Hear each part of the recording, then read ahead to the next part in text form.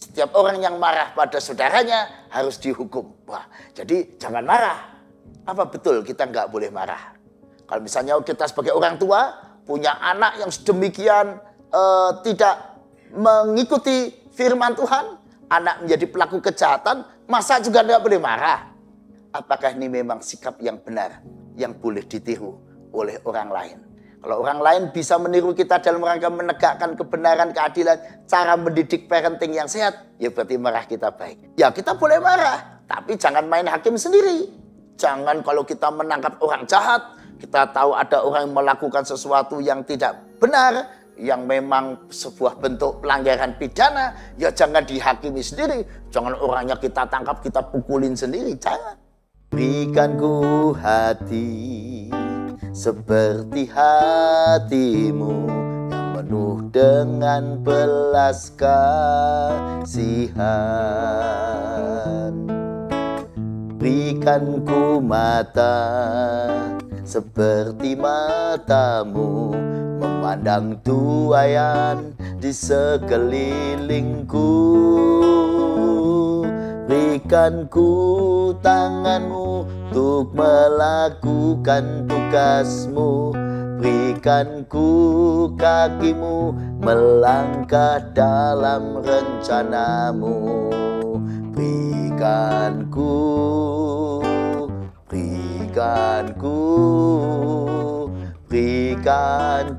hatimu.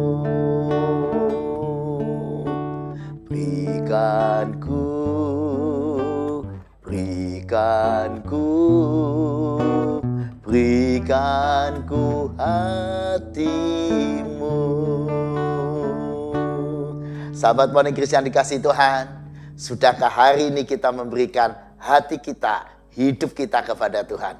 Mari kita akan terus hidup di dalam dan bersama Tuhan dengan memberikan hati, hidup kita, pikiran kita bagi kemuliaan Tuhan. Mari kita akan berdoa sebelum kita melanjutkan membaca dan merenungkan firman Tuhan. Mari kita berdoa.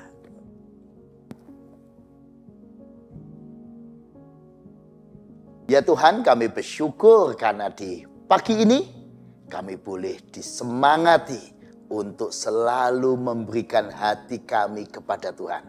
Kami serahkan waktu pemberitaan firman ini dalam tangan-Mu.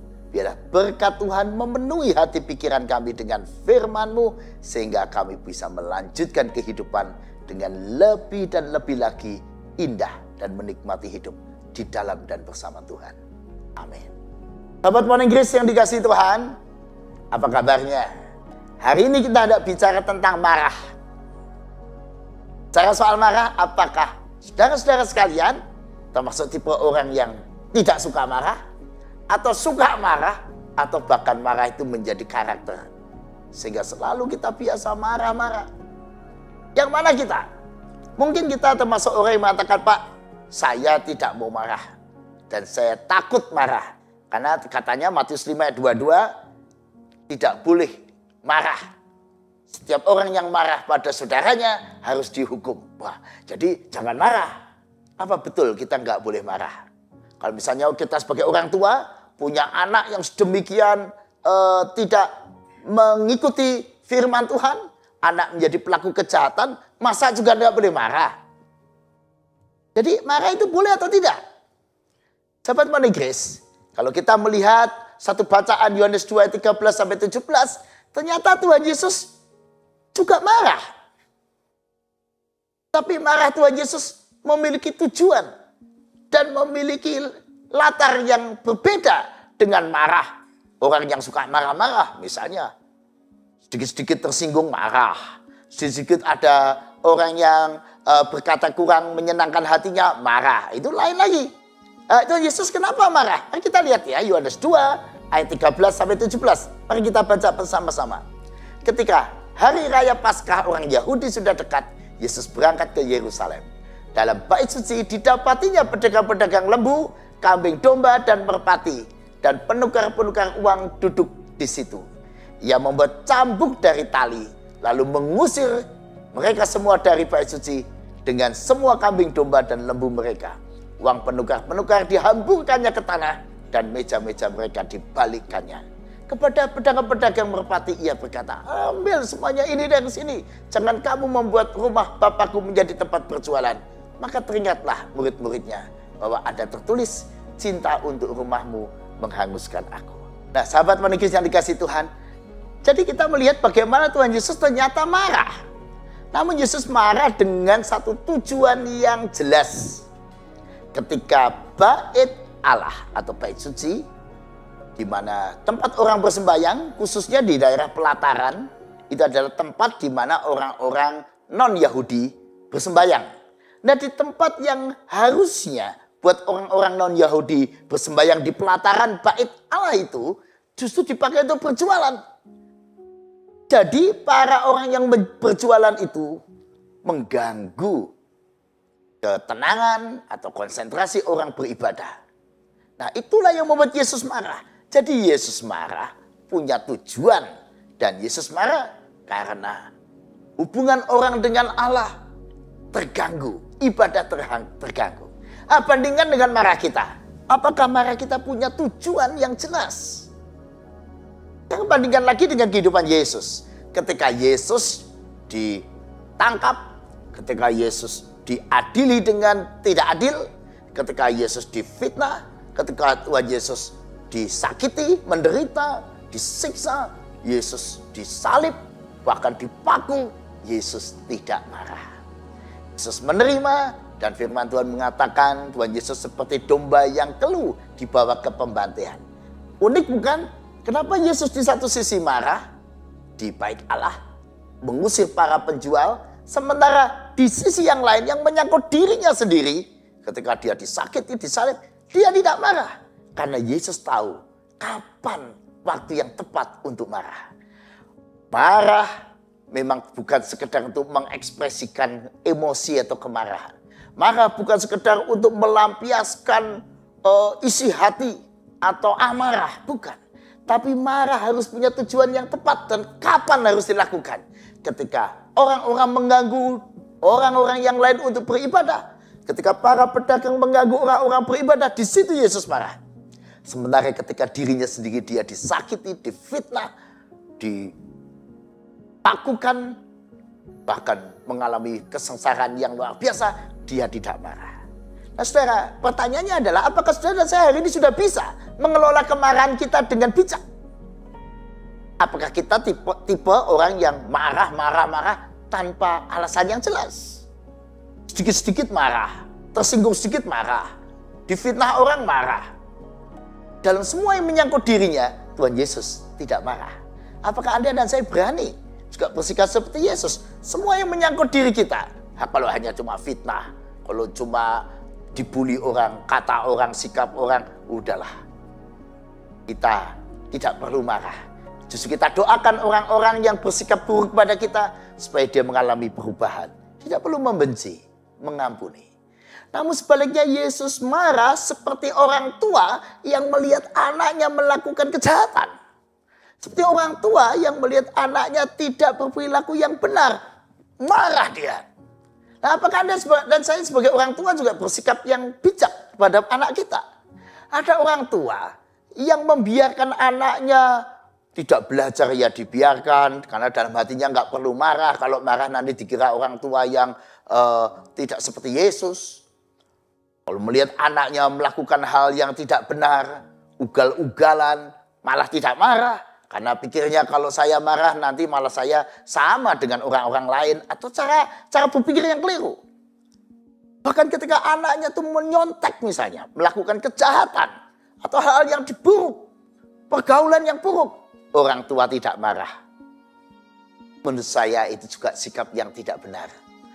Kita memang harus tahu kapan saat yang tepat untuk marah. Nah yang menarik di dalam Efesus 4 ayat 26. Apabila kamu menjadi marah, janganlah kamu berbuat dosa. Janganlah matahari terbenam sebelum padam amarahmu. Dalam hal ini kita belajar yang pertama, boleh marah tapi jangan berbuat dosa. Yang kedua, boleh marah tapi tahu waktu. Jangan terus marah, jangan tanpa batas. Harus tahu waktu kapan kita harus berdamai dengan orang yang menyakiti hati kita dan seterusnya. Yang pertama, boleh marah tapi jangan berbuat dosa. Apa artinya? Misalnya kalau kita melihat ketidakadilan, ketidakbenaran, kesewenang-wenangan, ya kita boleh marah, tapi jangan main hakim sendiri. Jangan kalau kita menangkap orang jahat, kita tahu ada orang yang melakukan sesuatu yang tidak benar, yang memang sebuah bentuk pelanggaran pidana, ya jangan dihakimi sendiri. Jangan orangnya kita tangkap, kita pukulin sendiri, jangan. Tapi ya kita bawa kepada hukum yang berlaku. Kita bawa orang yang bersalah ini sesuai aturan. Misalnya kita ditipu orang, ya pendekatan yang baik. Dan kalau sudah tidak bisa diselesaikan dengan baik-baik, ya biarlah hukum yang berlaku, hukum negara ini misalnya. Nah itu boleh marah, tapi jangan berbuat dosa. Mengikuti aturan yang benar. Namun juga kita perlu kepada orang yang menyakiti kita. Jangan-jangan hanya karena beda pendapat dengan seseorang. Banyak suami istri beda pendapat, banyak orang tua dengan anak beda pendapat, merasa pendapatnya tidak didengar dan seterusnya. Nah kalau yang demikian, ya mungkin kita jengkel-jengkel boleh, tapi jangan berlebihan. Waktunya menerima perbedaan, waktunya kita terus mengampuni. Artinya, mari kita bijak. Jangan dalam segala hal marah, harus tahu kapannya saatnya marah. Pada saat yang untuk mendidik, untuk membangun dengan tujuan yang baik, marahlah. Sebagaimana orang tua yang baik, marah sebagai orang yang mau menegakkan kebenaran keadilan, tapi jangan berbuat dosa dengan cara yang benar. Pak, tahunya cara yang benar bagaimana? Satu, cara itu tidak melanggar firman, tidak sekedar untuk mengekspresikan emosi kita, tidak sekedar mengumbar kata-kata, dan jangan dengan kekerasan. Yang kedua, marah yang benar. Kalau itu bisa kita pertanggungjawabkan di hadapan Tuhan, kita bisa merenungkan apakah yang kita katakan, yang kita perbuat memang punya motif yang benar untuk kemuliaan Tuhan, untuk kebaikan, untuk membangun suatu hal yang adil, yang benar, yang mulia. Yang terakhir, kemarahan yang bijak, kalau itu bisa dalam tanda petik menjadi teladan yang baik buat dunia, pelajaran yang baik. Contoh para pahlawan negara, para pahlawan kemerdekaan, dia marah terhadap musuh-musuh negara dan mereka berperang. Tapi kemarahan ini kemarahan yang benar untuk membela negara yang sedang dijajah atau diserbu atau diserang. Nah, sikap para pahlawan ini boleh ditiru. Kita bisa mengatakan pada anak-anak kita, ayo berjuang seperti para pahlawan negara. Artinya, dalam tanda petik, emosi marah para pahlawan negara tadi terhadap musuh-musuh negara, itu sesuatu yang baik, yang perlu ditiru. Jangan sebaliknya malah ada musuh negara lalu kita mengatakan, wah orang Kristen tidak boleh marah, jadi biar saja ada musuh negara menjajah negara kita. Wah itu justru tidak benar. Nah jadi marah yang sehat bisa jadi pelajaran yang baik. Kalau ada orang tua marah, dia harus sadar apakah ini memang sikap yang benar, yang boleh ditiru oleh orang lain. Kalau orang lain bisa meniru kita dalam rangka menegakkan kebenaran, keadilan, cara mendidik parenting yang sehat, ya berarti marah kita baik. Akhirnya, sahabat Monikis, mari kita belajar punya pribadi seperti Yesus.